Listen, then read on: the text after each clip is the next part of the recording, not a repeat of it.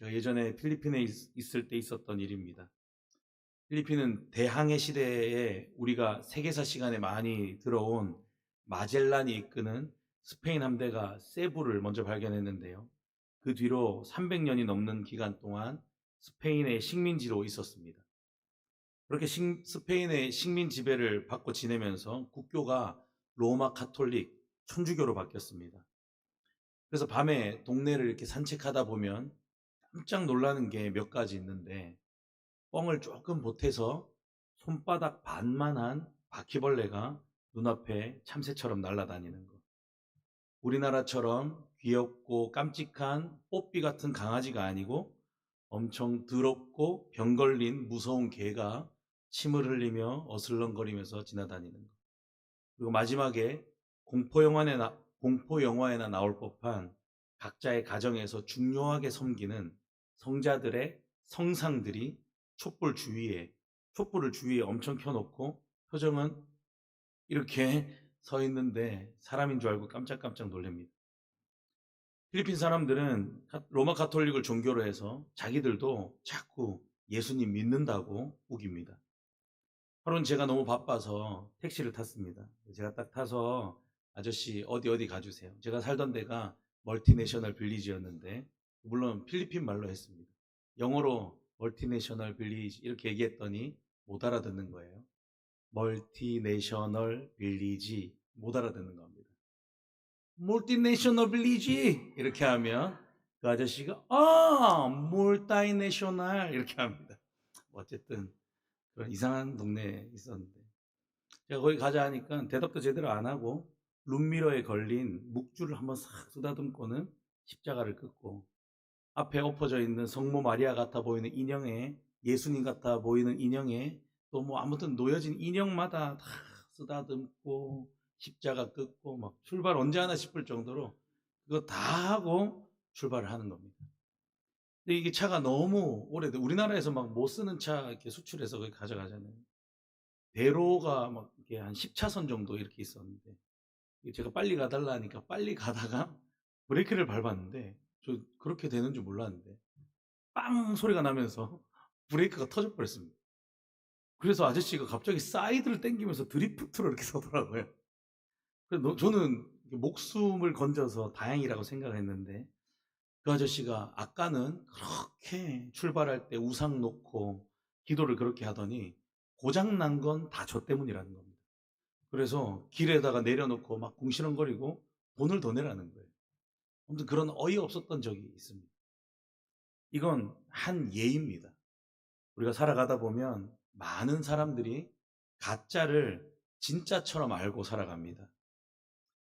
제가 만났던 그런 사람들은 어떤 예식에 참여하거나 우상을 쓰다듬거나 묵주를 돌리는 것, 십자가를 끊는 것, 이런 게 믿음 있는 것처럼 행동을 한다는 겁니다.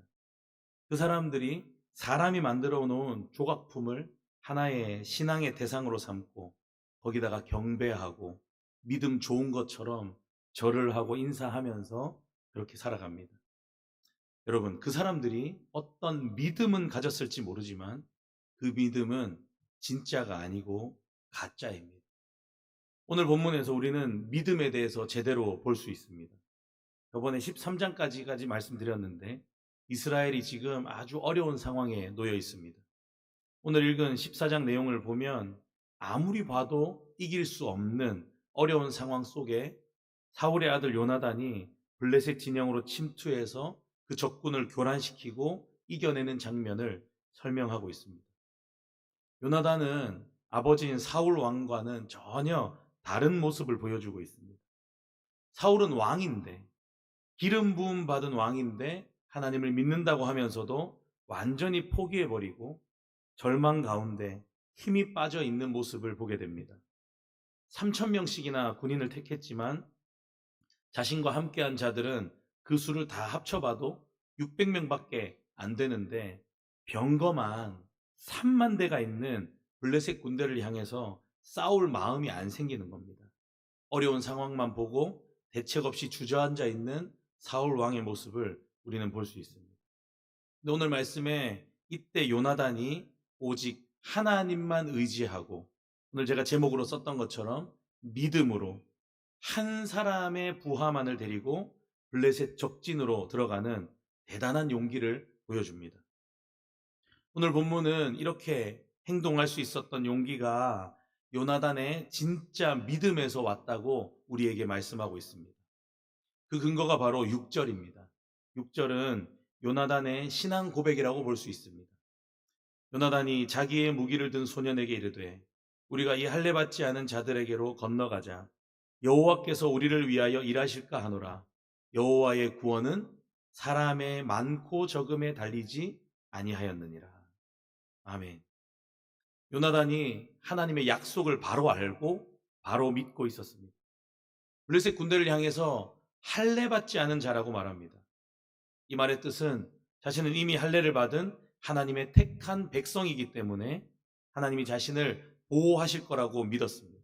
반면에 아무리 블레셋이 강하고 힘이 있고 무기가 세고 군대가 셀 수 없이 많을지라도 할례를 받지 않은 택함 받지 못한 자들이기 때문에 하나님이 그들을 반드시 멸망시키실 것이고 하나님께서 자기들을 반드시 이기게 해주실 거라는 그런 믿음의 고백을 지금 요나단이 하고 있는 겁니다. 여러분 이제 교구별 성경 퀴즈 대회가 이제 준비하시는 분들도 있으실 텐데요. 가끔 OX 퀴즈를 구경할 때가 있습니다. 많은 경우에 사람들이 문제를 듣고 정답을 모르면 어디 갑니까? 사람 많은 데 가가지고 아니면 이게 용감하게 없는 데 가기도 하는데 어쨌든 대부분 사람 많은 데 가서 줄을 섭니다. 우리가 살아갈 때도 뭐 이럴 때 저럴 때가 많이 있습니다.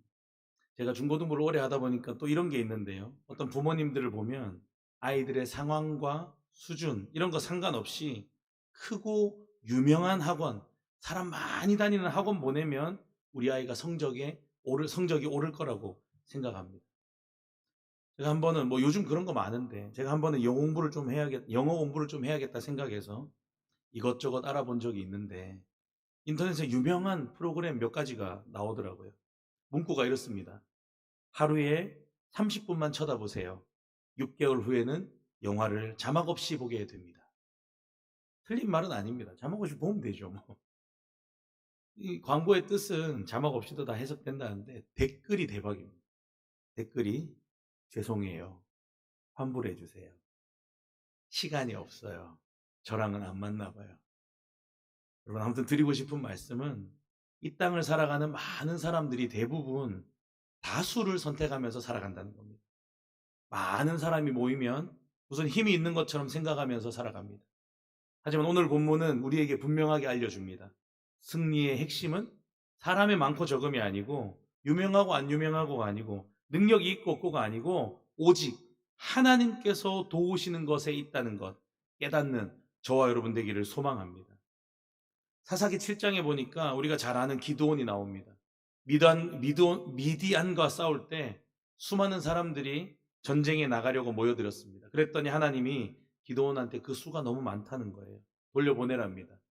이번 전쟁은 하나님이 이기게 하실 텐데 군사들 많이 모여서 승리하면 스스로의 힘으로 이겼다고 생각하면서 교만하기 쉬우니까 다 돌려보내라고 하는 겁니다.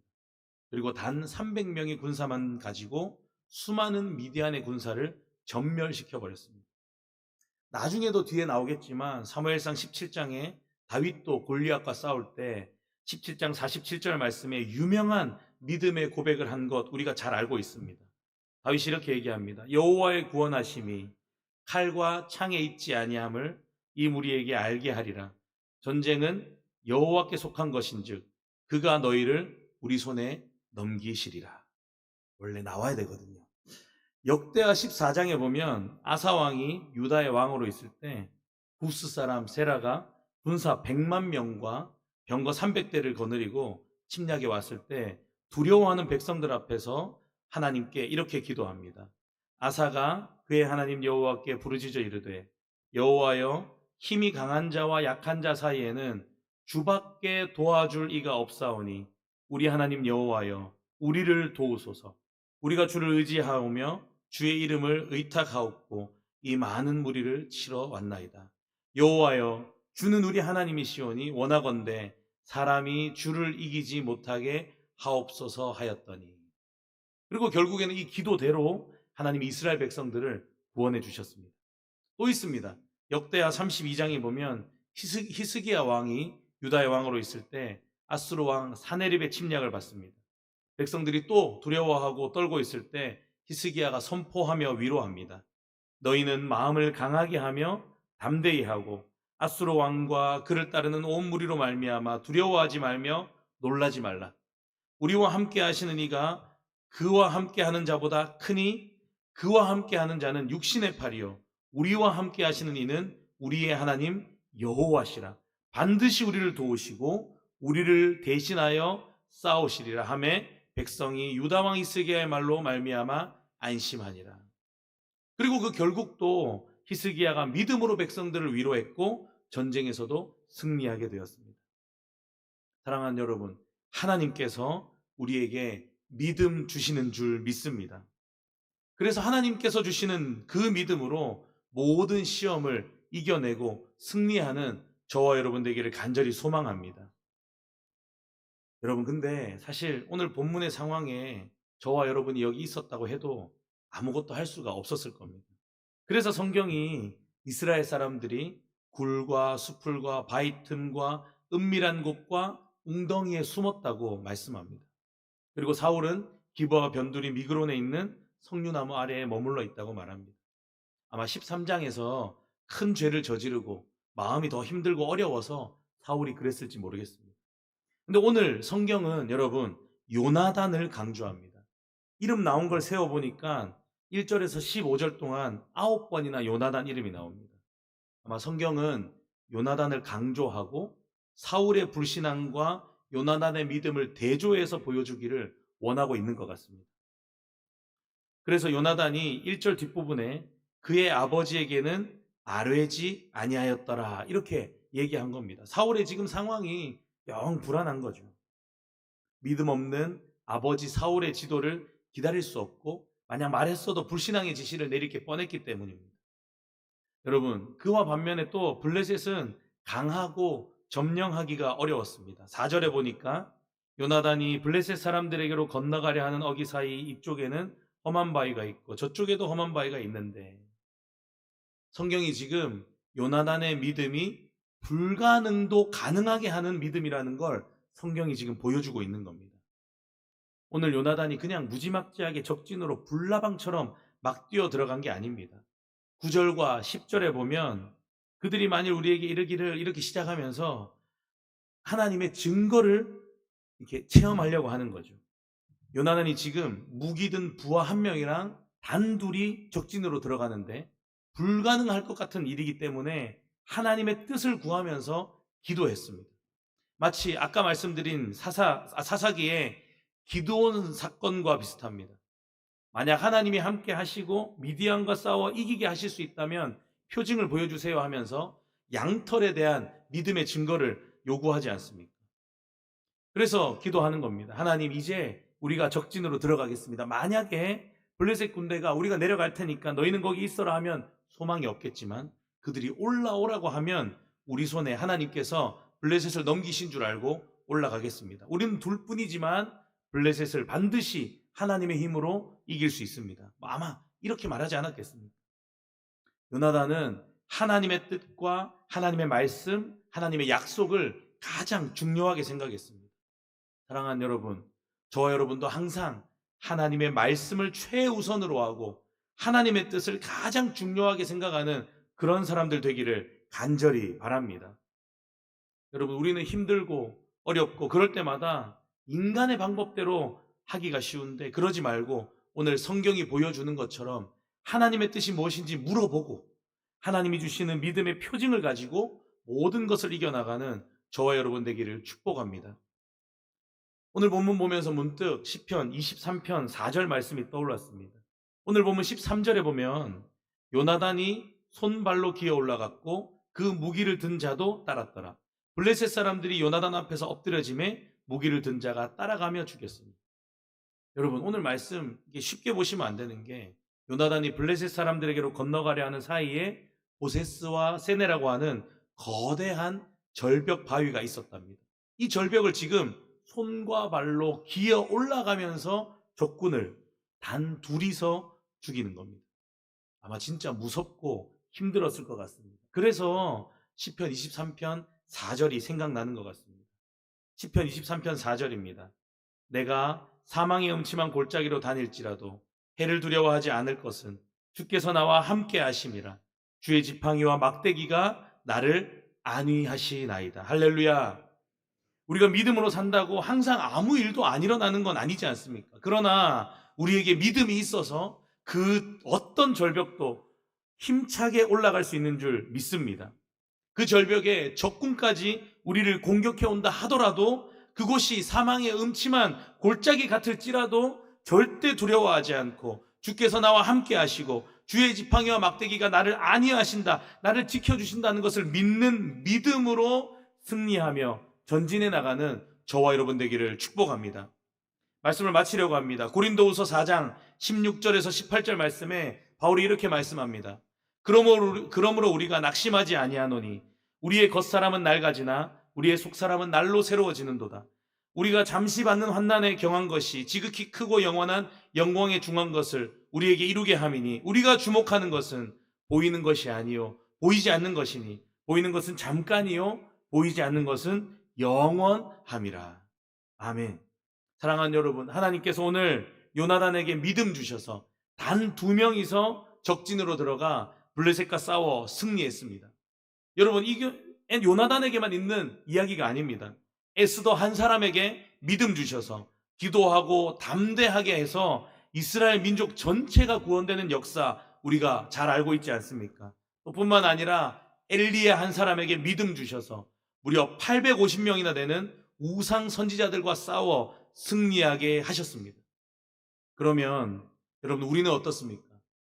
숨 쉬는 것만 해도 죄인 우리들이지만, 연약한 우리들이지만 우리 하나님께서 우리에게 믿음 주시면, 할렐루야, 믿음 주시면 하나님이 우리에게 승리하게 하실 줄 믿으시기 바랍니다. 이런 믿음으로 살아가는 저와 여러분 되기를 간절히 소망합니다.